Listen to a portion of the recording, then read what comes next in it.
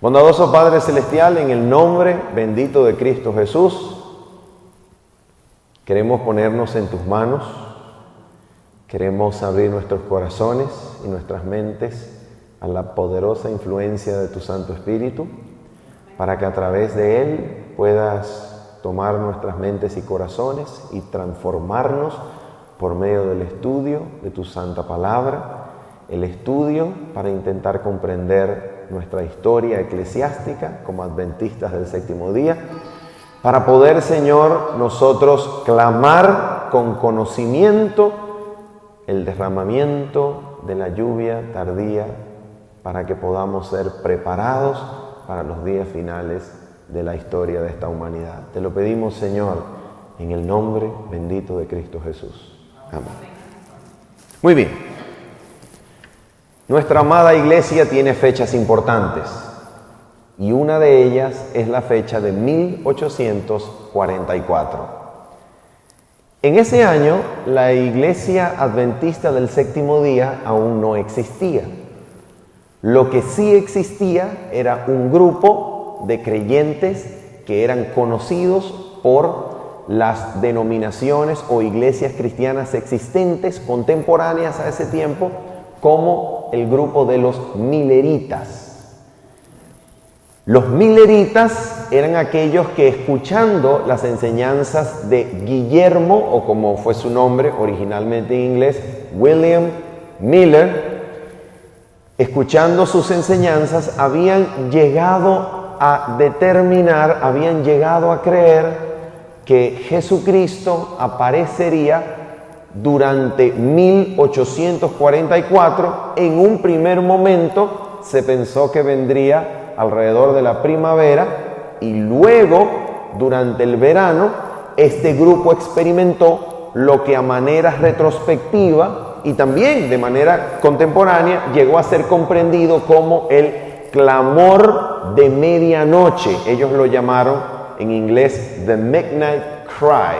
El clamor de medianoche, ellos lo comprendieron como un renovado entendimiento que ocurrió alrededor del verano, posteriormente al verano de 1844, después de haberse chasqueado por primera vez durante la primavera de 1844, comprendieron el clamor de medianoche o el The Midnight Cry como un renovado entendimiento de la profecía de los 2300 tardes y mañanas, que les llevó a la conclusión de que Cristo vendría ya no para la primavera de 1844, sino para el otoño de 1844. Por eso, después de experimentar lo que ellos comprendieron como el clamor de medianoche, esa comprensión renovada de que ya no sería en la primavera, sino en el otoño, este grupo de mileritas comenzó a esperar la venida de Jesús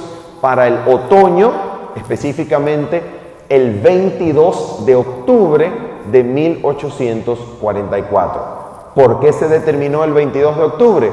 Porque se esperaba que Cristo viniera a la tierra para purificarla, como el cumplimiento de lo que la Biblia anunciaba en Daniel 8:14 sobre la purificación del santuario. Entonces ellos creyeron que la venida de Cristo a la tierra durante el 22 de octubre de 1844, día en el cual, según el calendario judío caraíta, que era bien riguroso, los caraítas se comprenden en el judaísmo como los protestantes del judaísmo, es decir, los que no siguen mucho la tradición oral, la rechazan y son estrictamente apegados a la Torá. Y entonces este grupo de judíos caraítas había determinado que el día de la expiación, de acuerdo a su calendario, se efectuaría el 22 de octubre de 1844. Entonces el grupo de mileritas, que creían que Cristo venía a la tierra durante ese día, esperó a Jesús hasta la medianoche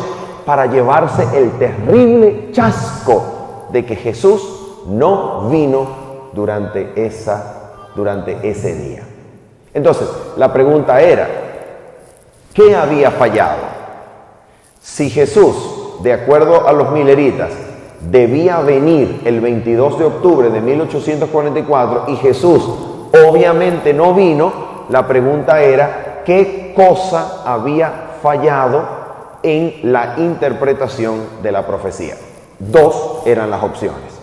Número uno, había fallado el tiempo, es decir, los cálculos proféticos, y por tanto la solución estaba en continuar calculando para buscar con exactitud el día y la hora de la venida de Cristo, o la segunda opción era que los cálculos habían sido acertados, pero el evento que los cálculos anunciaban no era el correcto. En otras palabras, que la purificación del santuario, en palabras de Daniel 8:14, no señalaba la venida de Cristo a la tierra, sino algún otro evento de carácter espiritual, pero real, algún otro evento que ellos no habían visto y que ahora debían buscar en las Escrituras. Entonces, esas eran las dos opciones.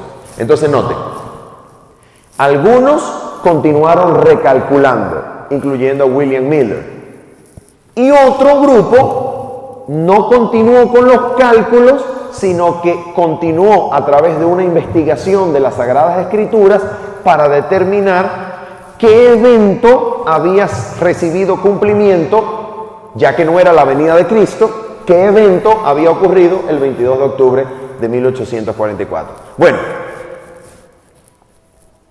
un día después, el conocido hombre pionero como Iran Exon, mientras cruzaba un maizal, tuvo una comprensión, tuvo una iluminación mental. Y esa iluminación, esa comprensión, lo que él reconoció como una iluminación mental, tenía que ver con una comprensión de lo que había sucedido en cumplimiento de el 22 de octubre de 1844, en cumplimiento de la profecía de la purificación del santuario. Entonces él comprendió, se le vino a la mente a través de una iluminación, él comprendió que en ese día Cristo no era que debía venir a la tierra, sino que ese día iniciaba una nueva fase, iniciaba un nuevo periodo con un distinto énfasis y con un lugar distinto en la geografía del santuario celestial. Iniciaba ese día una nueva fase del ministerio sumo sacerdotal de Cristo en el santuario celestial. Aquel santuario, el verdadero tabernáculo que levantó el Señor y no el hombre. Eso lo comprendió Iran Exon posterior al 22 de octubre de 1844. Entonces, después que él tuvo esa comprensión, se comunicó con algunos de sus compañeros y juntos comenzaron a indagar en las Escrituras, y algunos de ellos, uno de nombre conocido como O.R.L. Crozier, llegó a la conclusión de que a través de las Escrituras podía demostrarse que lo que había sucedido el 22 de octubre de 1844 era que Jesucristo había iniciado la purificación del santuario, según Daniel 8:14, comprendida a la luz de Levítico capítulo 16 como una purificación de los registros pecaminosos en el santuario celestial que por medio de la confesión los creyentes habían llevado allá. Y ahora Cristo se disponía a borrar esos registros de pecados, comenzando por los muertos que habían profesado la fe en Cristo, y llegaría el momento en que comenzaría con el juicio a los vivos. Entonces, esto fue comprendiéndose dentro de este grupo de mileritas que habían experimentado el chasco de 1844. Y dentro de este grupo estarían los nombres de Joseph Bates, Elena Harmon de White y Jaime White. En ese momento Helena no se había casado, era Helena Gould Harmon, que más tarde contraería matrimonio con quien fuese su esposo hasta 1881, el profesor pastor Jaime White. Entonces mira, ¿qué era lo que este grupo, qué sucedió en este grupo? Entonces, después de esta revelación, después de esta comprensión, este grupo de mileritas comenzó a estudiar las Escrituras teniendo como lente interpretativo, teniendo como paradigma teológico la comprensión del ministerio de Cristo en el lugar santísimo del santuario celestial. A ver, ¿qué significa esto? Significa que a partir de esa comprensión, a partir de la comprensión de Cristo como intercediendo en el lugar santísimo del santuario celestial desde el 22 de octubre de 1844, este grupo de mileritas comenzó a estudiar la Biblia con esa comprensión fundamental. Y entonces comenzaron a descubrir algunos detalles interesantísimos en las Escrituras que el mundo protestante cristiano contemporáneo no había descubierto. Por ejemplo, uno de los textos claves, por ejemplo, abran sus Biblias, uno de los textos claves que este grupo de mileritas, estudiando sus Biblias, llegó a descubrir, se encuentra en Apocalipsis capítulo número 11, Apocalipsis capítulo número 11, versículo número 19. Fíjense esto. Esto es un detalle que este grupo de mileritas descubrió en 1844 y los años posteriores. En Apocalipsis capítulo número 11, versículo 19, se dice lo siguiente: y el templo de Dios fue abierto en el cielo. Interesante que en el idioma griego la palabra que se utiliza aquí como traducción de la palabra templo es la palabra griega naos, que a diferencia de la palabra griega hierón, que también puede traducir templo, es muy probable que en el libro de Apocalipsis la palabra naos haga referencia precisamente al lugar santísimo del santuario celestial. Entonces, un detalle, ok. Al leer, y el templo de Dios fue abierto en el cielo, y el arca de su pacto fue vista en su templo. ¿Ustedes están escuchando eso? ¿Qué fue lo que, de acuerdo con la visión de Juan, se vio en el cielo cuando se abrió el templo de Dios? ¿Qué se vio? ¿El arca de qué? De su pacto. El arca del pacto de Dios fue vista en su templo, y hubo relámpagos y voces y truenos y un terremoto y grande granizo. La escena es escena de juicio, y en esa escena de juicio sabemos por los elementos, prácticamente todos presentes en el Sinaí, relámpagos, truenos y voces, todos presentes en el Sinaí, a excepción de granizo. En esa escena, Juan, el revelador, el escritor del Apocalipsis, contempla el arca del pacto. Ahora mira esto es interesantísimo. Si en el último libro de la Biblia, en el contexto de una revelación que debía ser pertinente para el tiempo del fin, para que los habitantes de la tierra leyeran y comprendieran las cosas que han de suceder pronto, porque todo ojo le verá cuando Cristo descienda, si en el contexto de un libro pertinente para el tiempo del fin, el arca del pacto es vista por el autor de este libro, la pregunta es, ¿qué contiene esa arca que es pertinente para los moradores de la tierra, para la iglesia de Dios durante el tiempo del fin? ¿Qué contiene esa arca? Esa arca se dice claramente en las Escrituras que contenía la ley de Dios.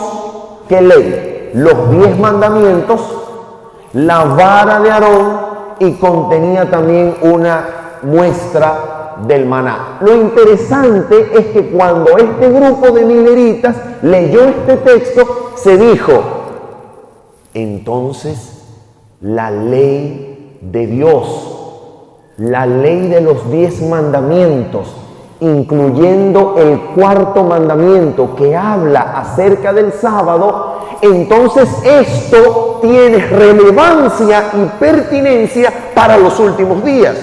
Comenzaron a estudiar la Biblia y se dieron cuenta que en toda la Biblia el sábado del 4.º mandamiento de la ley de Dios está revelado como el día de reposo, desde Génesis hasta Apocalipsis, y comprendieron que el tema del conflicto entre Dios y Satanás es la adoración, y comprendieron que como parte de la adoración verdadera que para el tiempo del fin Dios requerirá de los moradores de la tierra, de sus hijos, el sábado es una parte esencial, porque muestra el respeto y la alianza a Dios como el creador de los cielos y la tierra.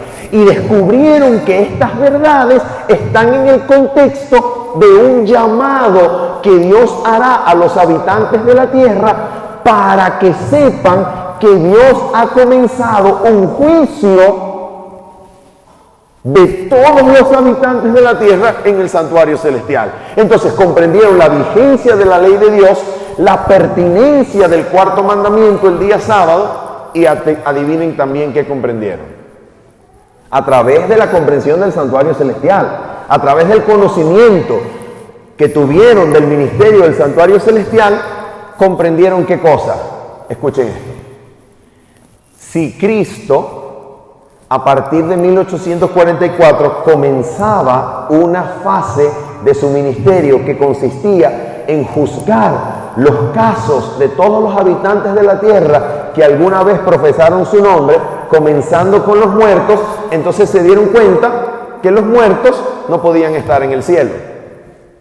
Y llegaron a la conclusión de que la Biblia dice que el que está muerto no conoce nada, no tiene más paga, ni memoria, nada. Los muertos nada saben. Y llegaron a comprender entonces la doctrina o la enseñanza que más tarde va a ser conocida como la doctrina del hombre, en donde la naturaleza humana es comprendida como una creación mortal de Dios con inmortalidad solamente sometida a la obediencia de Dios. Es decir, el hombre fue creado con inmortalidad condicional, no inherente. Dios le concedía la vida por siempre, siempre y cuando se mantuviera consumiendo el árbol de la vida y guardara los mandamientos de Dios. Entonces, todas estas comprensiones, todos estos entendimientos se derivaron ¿de qué? De la comprensión del ministerio de Cristo en el santuario celestial. Estas comprensiones, estas creencias llegaron a constituir en la historia de la iglesia adventista incipiente, es decir, que estaba comenzando, llegaron a constituir los hitos fundamentales de la denominación que todavía no nacía, que todavía no se constituía. Estos fueron sus creencias distintivas. Así nacía la iglesia adventista del séptimo día. Y después de algunos años, en 1863, ya con estas creencias bien definidas, ojo, creencia de la inmortalidad del alma anulada, y eso anulaba también la existencia de ¿qué? De un lago de fuego y azufre del infierno, todo eso, es decir, ya con estas creencias bien ordenaditas en la comprensión de este grupo de mileritas, este grupo de creyentes se comenzó a conocer como los adventistas sabatistas, porque habían adventistas del domingo, ¿ok? Que también se apartaron. Entonces, los adventistas sabatistas comenzaron a ver la necesidad de organizarse como una entidad, como un nombre jurídico para poder tener propiedades, orden y ejercer una serie de políticas en pro del avance de la obra de Dios. Y entonces en 1863, después de algunas reuniones en donde Jaime White y John Loughborough fueron los líderes, en 1863 la Iglesia Adventista se constituyó como Iglesia Adventista del Séptimo Día, siguiendo la sugerencia de un hombre que se llamaba William Higley, que les dio el nombre. Pónganle Iglesia Adventista del Séptimo Día. Les pareció bien a la congregación y se organizaron. Y quedó registrado la iglesia en 1863. Ahora la iglesia sí podía ser dueña de una imprenta que se iba a utilizar para publicar sus folletos y dar a conocer el mensaje como hojas de otoño al mundo entero. Para eso se organizaron. Entonces, mira, recuerda la fecha, 1863 se organiza la iglesia.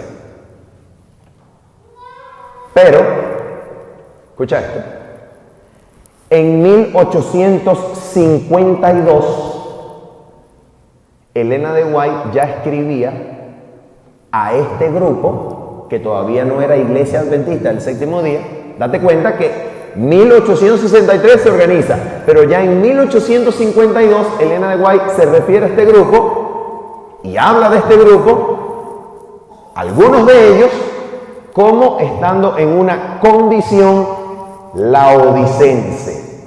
¿Por qué? Porque habían perdido la pasión del clamor de medianoche, la pasión por la esperanza de la venida de Cristo, y algunos se habían vuelto espiritualmente fríos, mejor dicho, tibios, como la Odisea. Entonces, a partir de la formación de la denominación, en 1863, la Iglesia Adventista comenzó a avanzar a través del territorio de los Estados Unidos, y el modo por medio del cual la iglesia avanzaba era bien particular. Aparte de escribir folletos y publicar artículos, imprimirlos y esparcirlos por el territorio nacional, la Iglesia Adventista del Séptimo Día tenía una forma bien particular de evangelizar. Y esta forma consistía en llegar a una localidad, levantar una tienda donde se invitaba a los habitantes del pueblo o de la ciudad a que vinieran a congregarse. ¿Y cuál era el espectáculo? El espectáculo era que un predicador adventista iba a debatir con los pastores locales, con los pastores de otras denominaciones de ese lugar. Y entonces la Iglesia Adventista y sus predicadores comenzaron a ser principalmente evangelistas debatientes. ¿Ok? Evangelistas debatientes. ¿Y qué era lo que debatían? Lo que debatían eran sus creencias distintivas. La ley, el sábado, el juicio, el infierno, la mortalidad del alma, todo eso. Eran sus creencias distintivas. Y los predicadores adventistas eran debatientes. Y entonces invitaban a los pastores de las demás denominaciones, los invitaban a un debate, y la historia dice que en la mayoría de las veces los predicadores adventistas dejaban en ridículo a los pastores locales. Y entonces los líderes de la Iglesia Adventista del Séptimo Día comenzaron a crear una mentalidad no de diálogo, sino de ¿qué? De debate y confrontación. Y todos los líderes principales comenzaron a convertirse en unas, decimos aquí en Venezuela, en unas hojillas para debatir. Eran unos fenómenos debatiendo. Entonces hay algo interesante del debate. Escuche esto. Cuando usted va a debatir, una de las formas propias del debate es prestarle mucha atención al discurso de su oponente para fijarse en cualquier posible error o ambigüedad para hacer de eso la esencia de su respuesta o refutación. ¿Ve? Entonces ellos se entrenaron como debatientes. Entonces siguen pasando los años, y entonces mira lo que va a pasar. En alrededor de 1881, antes de la muerte de Jaime White, Jaime White y Elena White, su esposa, comienzan a tener conversaciones acerca de la obra de Dios. Y en esas conversaciones, Jaime White le manifiesta a su esposa, Elena de White, que a él le hubiese gustado durante su ministerio predicar más a Cristo. Y entonces una de las cosas que hace es agarra un cuadro que era conocido como el paraíso restituido. Era una historia, una ilustración, era una pintura que ilustraba toda la historia de la Biblia desde la caída de Adán y Eva hasta la entrada de la iglesia a la Nueva Jerusalén. Entonces en ese cuadro el objeto más grande era un árbol que simbolizaba el árbol de la vida, y de ese árbol colgaban las 2 tablas de la ley. Y al lado de ese árbol, un poquito más chiquito, estaba Cristo en la cruz. Entonces, Jaime White compra el cuadro, compra el derecho de autor del cuadro y lo manda a reformular con un pintor en Nueva York que era prácticamente considerado como uno de los pintores más famosos del mundo, uno de los mejores pintores del mundo. Entonces, él le pide al hombre de Nueva York que le reformule el cuadro, que quite la preponderancia del árbol de la vida y de las tablas de la ley, y que ponga en el centro del cuadro, como la cosa más grande de todo y lo más importante, Cristo en la cruz. Entonces, fíjate lo que está pasando en la mente de Jaime White y de Elena de White. Ellos se están dando cuenta de la necesidad de exaltar más ¿a qué? A Cristo por encima de ¿qué? De la ley. Fíjate esto. Entonces Elena de White y Jaime White comienzan a dialogar, comienzan a pensar. Jaime White ya como que sentía que le quedaba poco, porque Elena de White en una de sus notas dice que muchas veces vio a Jaime, a su esposo, con una solemnidad que nunca lo había visto antes. Era como que el hombre sentía que le quedaba poco, que se iba a morir. Entonces comienzan a hablar acerca de cómo, de la seguridad de la obra en el futuro. Y son esas conversaciones con Jaime White a las que Elena de White se va a referir más tarde como conversaciones que había tenido con su esposo sobre la necesidad de darle más preponderancia a Cristo, de hablar más sobre los encantos incomparables de Cristo. Entonces mira esto. Jaime White muere en 1881 y alrededor de 1882 Elena de White se muda para Healdsburg, California. Y mira lo que va a pasar. Allí en California, alrededor de ese año de 1882, comienza a ganar fama y protagonismo a través de sus escritos dos jóvenes pastores. ¿Cómo comienzan a ganar fama y protagonismo esos 2 jóvenes pastores? Porque uno de ellos se hace el editor en jefe de un periódico adventista conocido como Señales de los Tiempos, Signs of the Times. ¿Cómo se llamaba ese editor en jefe? Se llamaba Joseph Elliott Wagoner. Y él tiene luego como asistente y compañero de ese periódico a otro pastor adventista joven que se llamaba Alonzo Trevor Jones. Entonces fíjate, uno era médico, Wagoner, y el otro había tenido una carrera militar en el ejército de los Estados Unidos. Ambos eran conocidos como estudiosos asiduos de la Biblia. Pero fíjate esto, Alrededor de 1882, cuando Elena de White está en Hillsborough, California, milagrosamente Elena de White es llevada a una reunión de adventistas en donde ella estaba prácticamente muerta. Ella dice que estaba en un estado moribundo, pero ella sintió que ella tenía que hablarle a la congregación. Entonces ella manda a preparar un lugar allí en la tienda y le preparan un lugar en la plataforma. Entonces después que el predicador termina de predicar, ella pide que la ayuden a ponerse en el púlpito para ver si se dirige a la congregación. Y en medio de esa reunión, ella recibe sanidad, ella es sanada en medio de esa reunión y puede testificarle con poder, y la audiencia se da cuenta que están en presencia de un milagro. Y después de ese milagro, ella restableció su salud, Dios la sanó, le restableció la salud, y ella siguió predicando y acompañando en esas reuniones a los hermanos. En esa reunión, no el día en que Elena de White fue sanada, sino en una de esas reuniones, después que fue sanada, estaba sentado al final de la tienda Joseph Elliot Wagoner, conocido como E.J. Wagoner. Estaba sentado allá.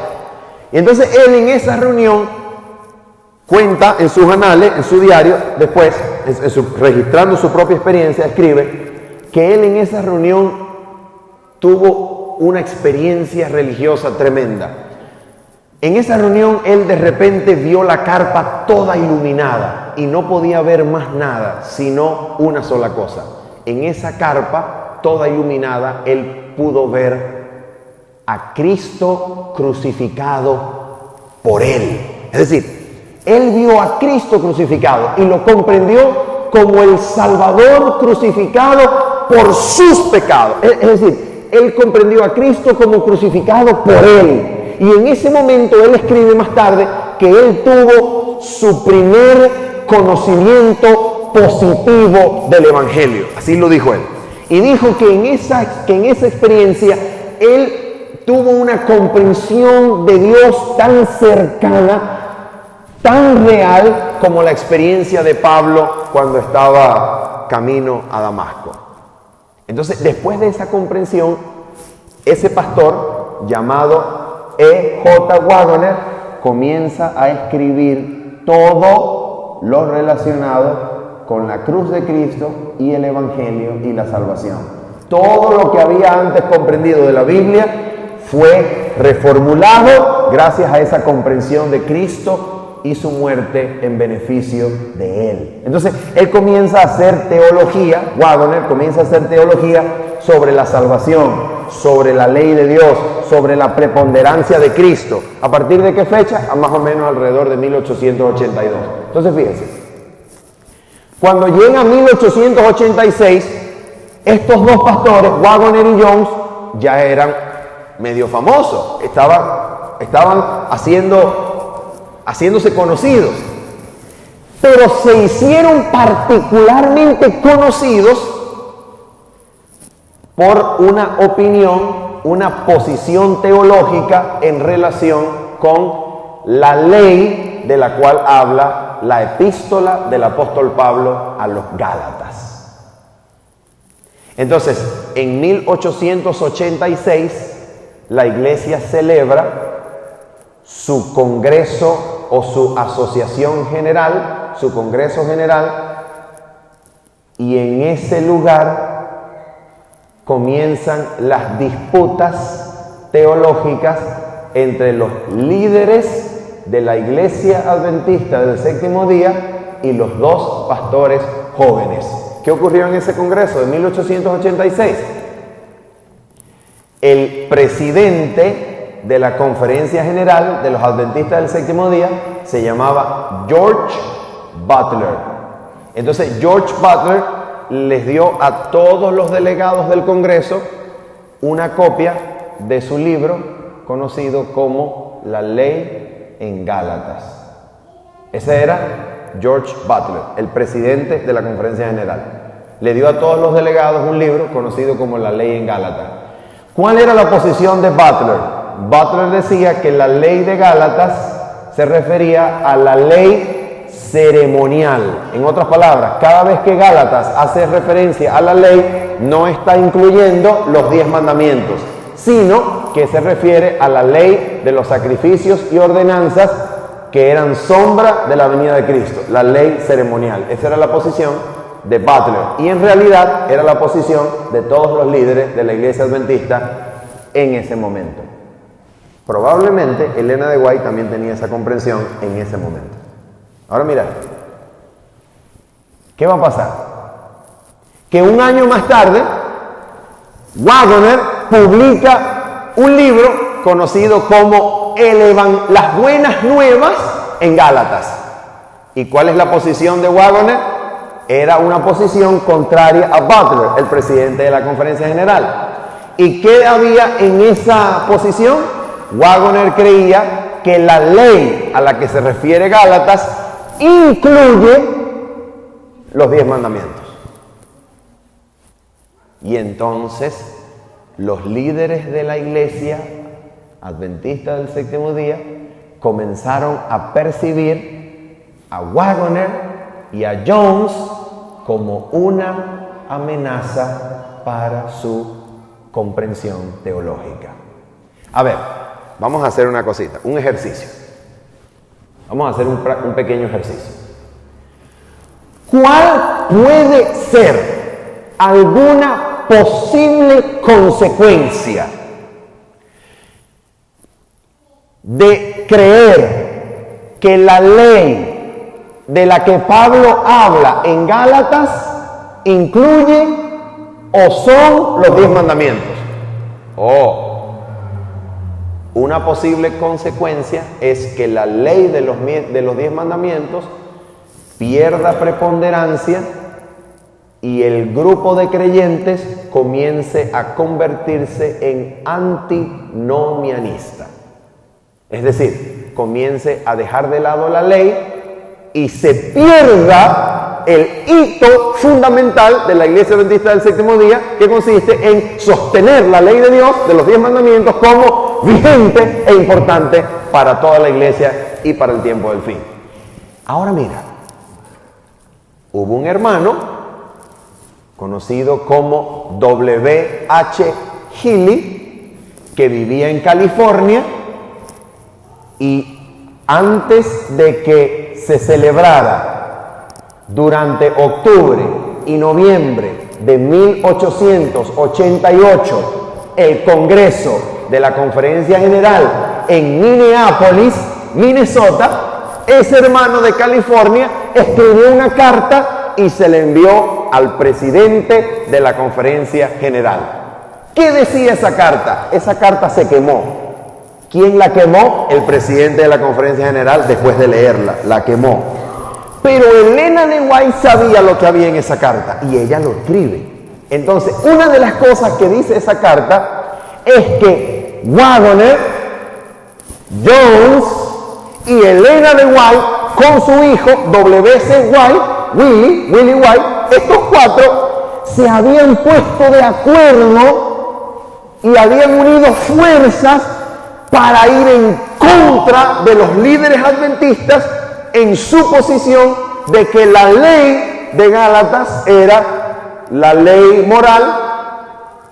la ley ceremonial, y se habían puesto en una componenda, habían hecho una confabulación para ir en contra de los líderes.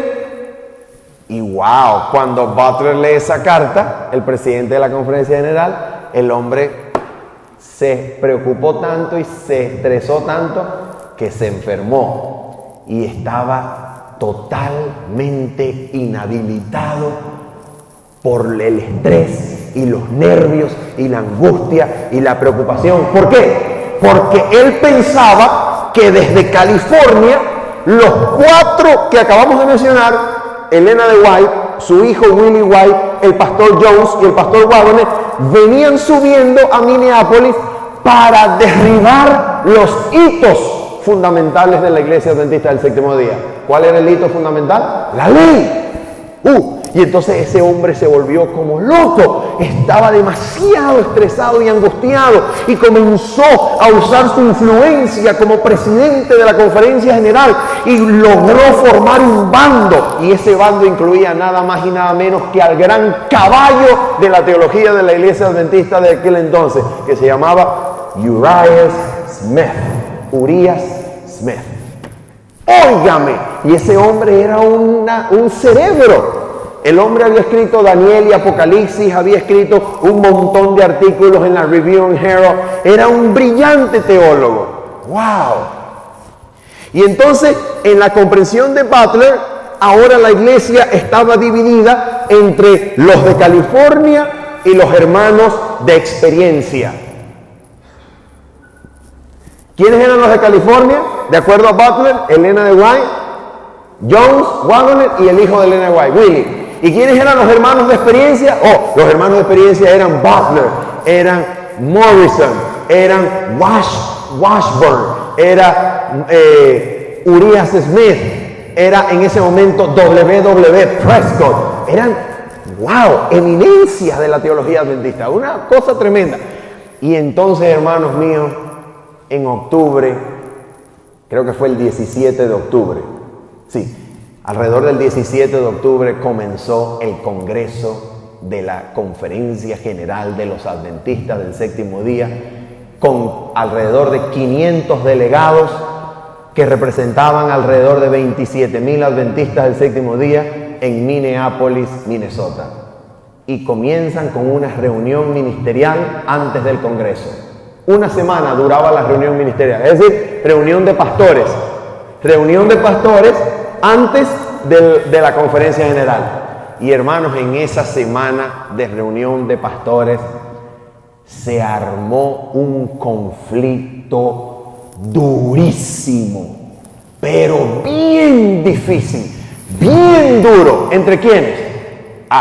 Entre los de California y los hermanos de experiencia. ¡Wow! ¿Y cuál era la razón de ese conflicto? Una principalmente y una secundaria. La principal, la ley en Gálatas. La secundaria,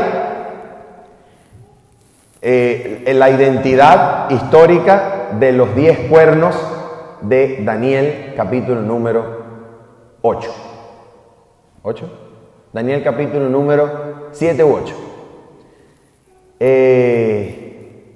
Sí, Daniel, capítulo 7, exactamente. La identidad de los cuernos del dragón, que representaban las divisiones del Imperio Romano, que llegarían a engendrar las modernas naciones de Europa. ¿Ok? Y en esa controversia, fíjate, Butler tenía especial controversia contra Waggoner. ¿Por cuál? Por la ley. Y Urias Smith tenía especial controversia con el otro, con Jones, por la identidad de los cuernos de la bestia, del dragón, de Daniel capítulo 7. Bueno, hermanos, aquello fue una batalla teológica tremenda. Elena de White reprendió a los dos bandos. Elena de White aconsejó a los dos bandos. Y cuando llegó el Congreso de 1888, el primer día de la asamblea, cuando van entrando los pastores Waggoner y Jones al tabernáculo, se dan cuenta que hay una pizarra que tiene una resolución, un voto. El voto era: se propone o se resuelve. Dos opciones: que la ley en Gálatas es la ley ceremonial, y al nombre de esa propuesta, el nombre de Morrison. Y la otra: que la ley en Gálatas es la ley moral, y esperaban que Waggoner le pusieran su firma. Esperaba la conferencia general votar esa resolución.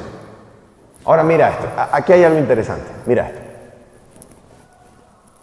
Si se va a tomar una resolución teológica sobre cuál es la posición correcta, de acuerdo con la Biblia, ¿qué es lo que debe hacerse?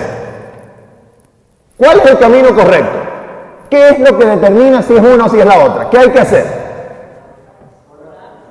Orar. ¿Qué más?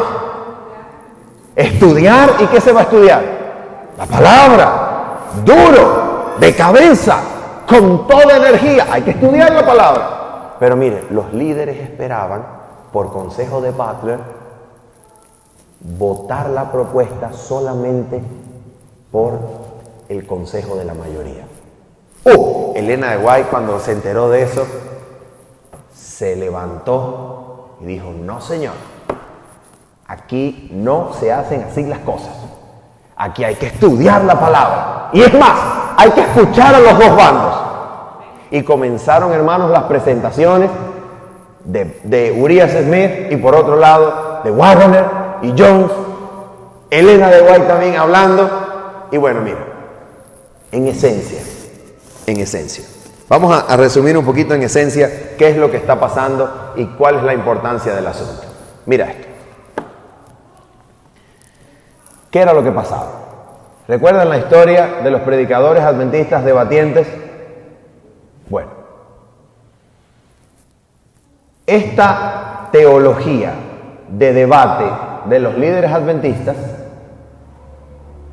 hizo que ellos realizaran o pusieran un sobreénfasis a las creencias fundamentales, destacando la ley, el sábado, la ley, el sábado, y en medio de esa preponderancia, en medio de ese espíritu de debate, la teología de los líderes adventistas y de la mayoría de los pastores adventistas que iba a prepararse a los seminarios, dice Elena de White, se preparaban como debatientes, no como estudiantes de la Biblia, sino como debatientes. Entonces esta teología llegó a ser peligrosamente legalista. Peligrosamente legalista. Una de las cosas que esta teología enseñaba es que nadie puede recibir a Cristo ni ir a Cristo si primero no se arrepiente de sus pecados. Enseñaba. Es decir, si usted quiere a Cristo, tiene que arrepentirse. Bueno, mientras que por otro lado, los de California, Jones y Waggoner, habían estado desarrollando una teología que enfatizaba a Cristo en su divinidad y en su humanidad como la fuente de toda justicia del cristiano delante de Dios.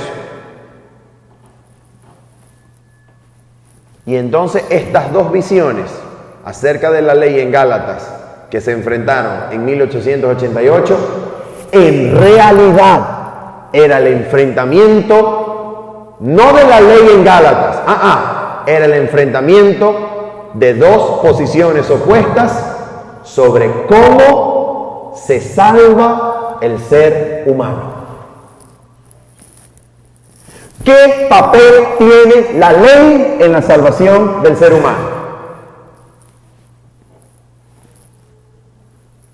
¿Qué papel tiene la justicia de Cristo en la salvación del ser humano? Era en realidad eso lo que se estaba enfrentando. Era eso. Ahora, para terminar y continuar el día de mañana, ¿qué era o de qué manera comprendía Elena de White el mensaje que traían al Congreso los pastores jóvenes, los de California, Waggoner y Jones? Que por cierto, escucha esto, un paréntesis. ¿Recuerdas la carta que te mencioné?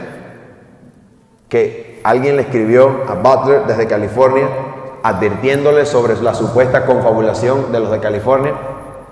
Elena de White confrontó a Butler, lo confrontó y le dijo: dígame dónde está esa carta. ¿Qué hizo usted con esa carta? Y Elena de White ya sabía que la había quemado. ¿Qué hizo con esa carta? La destruí. Elena de White le dijo: la destruyó. ¿Y por qué la destruyó? Le dijo así: usted hizo de ese rumor todo su pensamiento sobre estos dos muchachos.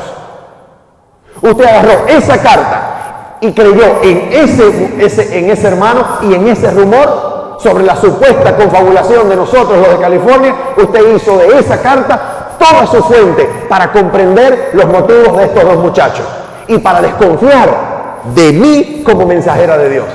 Algo tremendo. Más adelante, mañana vamos a hablar sobre la reacción de los hermanos líderes sobre Elena de White. En ese congreso, Elena de White sintió como nunca en su vida la falta de desconfianza en sus testimonios dentro de la iglesia adventista. Elena de White sintió que los líderes estaban rechazando su autoridad inspirada. Y se sintió, dice Elena de White, maltratada y triste como nunca en su ministerio. Algo tremendo. Entonces mira,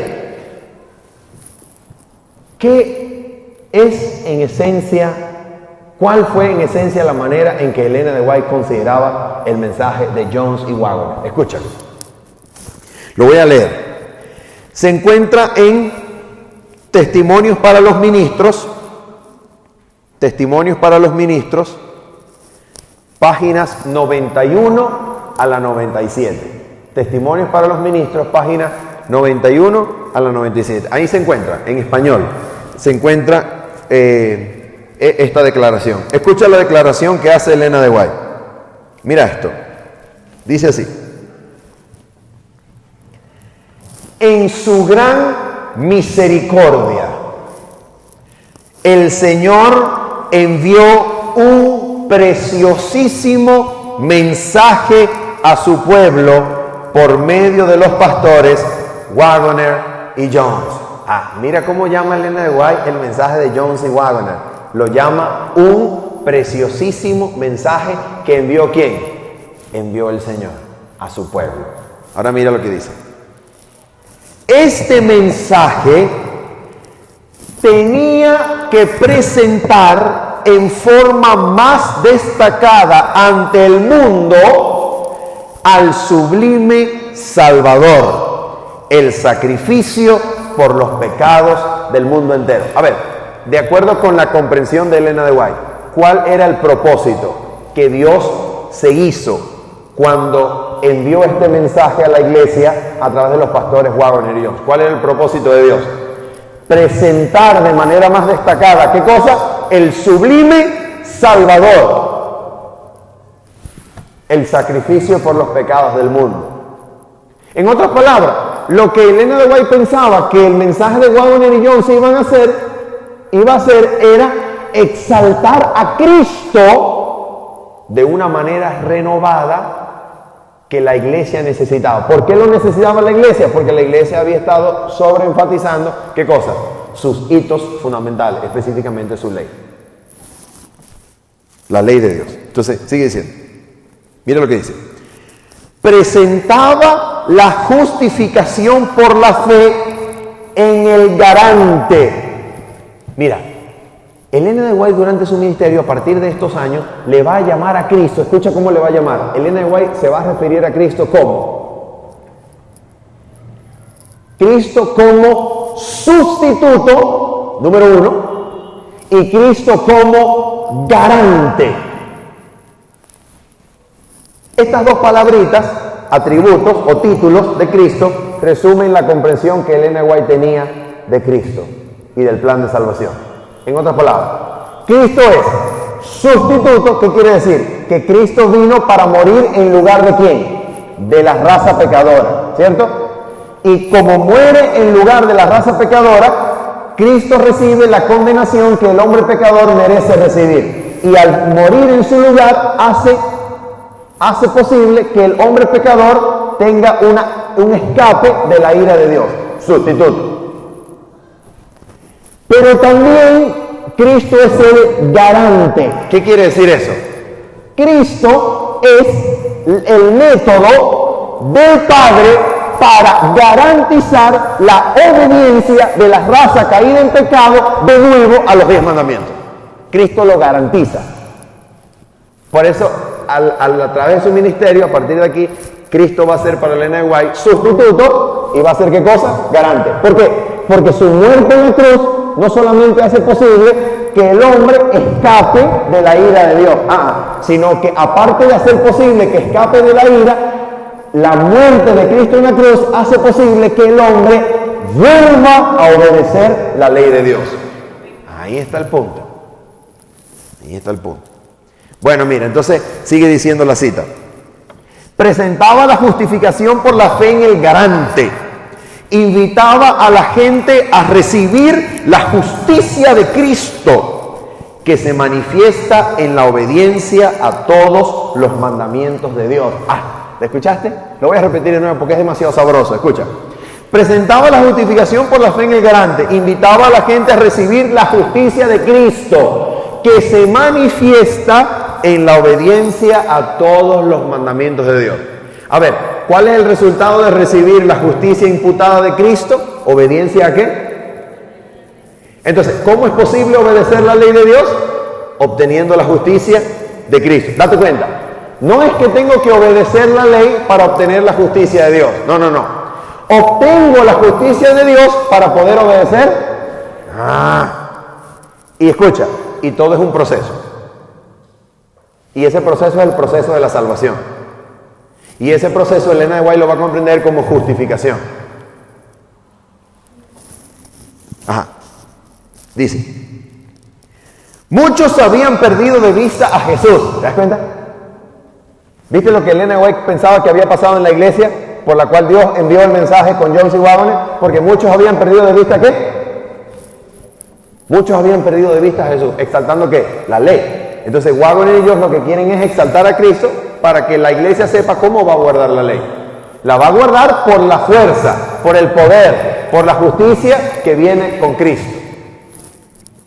Entonces dice, necesitaban dirigir sus ojos a su divina persona, a sus méritos, a su amor inalterable por la familia humana. Todo el poder es colocado en sus manos. ¿En manos de quién? De Cristo. Todo el poder del cielo, todo el poder de Dios es colocado en las manos de Cristo. Escucha.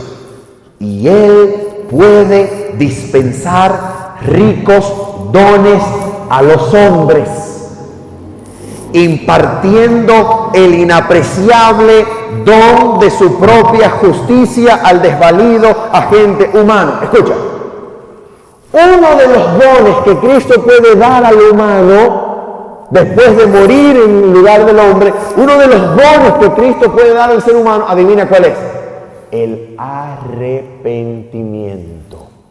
Así que para ir a Cristo no es necesario primero arrepentirse. Es necesario primero ir a Cristo para que Él te dé arrepentimiento y puedas sentir dolor por el pecado y reconocer la vigencia de la ley de Dios. Pero los líderes pensaban que era diferente. Los líderes de la conferencia general de ese tiempo pensaban que era diferente. Primero el hombre tiene que saber y reconocer y sentir su necesidad de guardar su ley para que después vayan a Cristo. Al revés la cosa.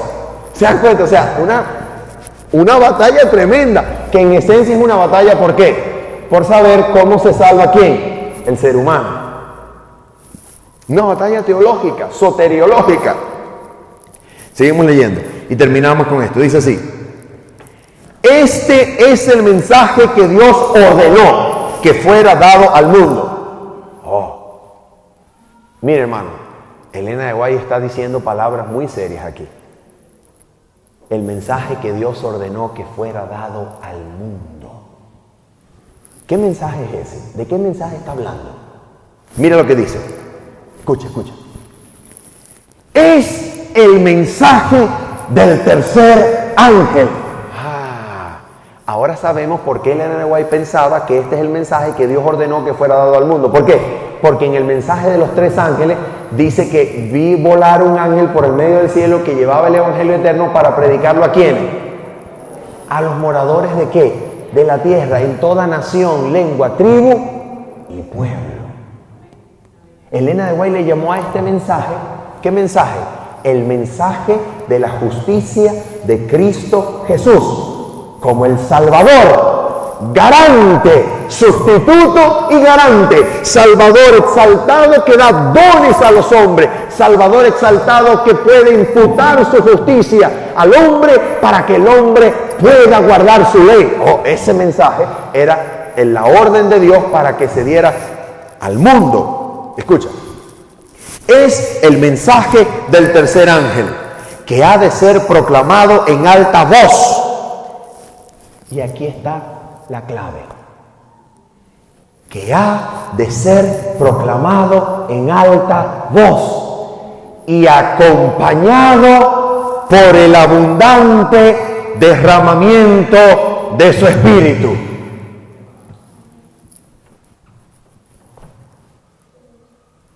¿Cuál es la conclusión más sensata después de leer esta cita? Si usted anhela recibir la compañía en forma de derramamiento del Espíritu Santo, usted necesita abrazar, creer, comprender, amar, experimentar este mensaje de la justicia de Cristo, que Dios ordenó dar al mundo y que envió a su iglesia a través de los pastores Jones y Wagner.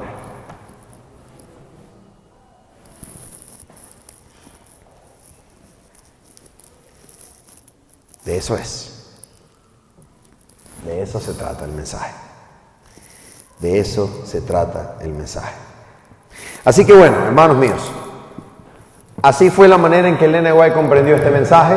Esta es la cita más famosa de Ellen G. White en relación con Jones y Wagner. Se encuentra en Testimonios para los Ministros, página 91 en adelante, y muchas otras cosas más ella dice en relación con este mensaje. Pero en esencia, escucha, cuando Ellen G. White escribe un artículo titulado Looking Back at Minneapolis, que se encuentra en el capítulo 24, vamos a ver si no estoy equivocado, capítulo 24 de una compilación que publicó la Conferencia General en 1988. Sí, se encuentra en el capítulo 24 de una compilación que publicó la Conferencia General en 1988 acerca de todo lo que Ellen G. White escribió, incluyendo apuntes de su diario, incluyendo correspondencia privada, incluyendo sus sermones, sus charlas y todo en referencia a 1888. Bueno, fíjate esto. Cuando ella escribe ese artículo, que se llama Mirando en retrospectiva a Minneapolis, Ellen G. White allí dice algo interesantísimo. Ella dice lo siguiente acerca de la importancia de este mensaje. Ella dice así, escucha. Dice: al pastor Wagner se le ha concedido el privilegio de hablar claramente y presentar sus puntos o sus opiniones sobre la justificación por la fe y la justicia de Cristo. Escucha, en relación con la ley. Fíjate. Y a ver, dice ella: esto no era nueva luz, sino que era antigua luz puesta donde debería estar, en el mensaje del tercer ángel. Ahora escucha, ella misma pregunta. En inglés dice: what is the burden of that message? En inglés significa: ¿cuál es la carga, la importancia, el punto esencial de ese mensaje? ¿Cuál es la importancia de ese mensaje? Y mira lo que ella dice. Mira cómo responde. Que Juan ve un pueblo y él dice: aquí está la paciencia de los santos, aquí están los que guardan los mandamientos de Dios y la fe de Jesús. Este pueblo, Juan lo contempla justamente antes de que él vea al Hijo del Hombre teniendo una hoz, dice, teniendo en su cabeza una corona de oro y en su mano una hoz aguda. Oh, ¿cuál es la importancia de este mensaje según Ellen G. White? La importancia de este mensaje es que este es el mensaje que hace posible que al final de los días exista un pueblo que guarde los mandamientos y tenga la fe de Jesús. Un pueblo que esté preparado para ser trasladado al reino de los cielos. Nada más y nada menos es la importancia de este mensaje. El mensaje que prepara para la traslación de los vivos al reino de los cielos. Nada más y nada menos es la importancia de este mensaje. Más nada, pues. Increíble. Bueno, entonces yo termino diciéndole a usted, si usted quiere ser preparado para ser llevado en vida al reino de los cielos, usted necesita creer, abrazar, conocer, experimentar el mensaje de la justicia de Cristo Jesús.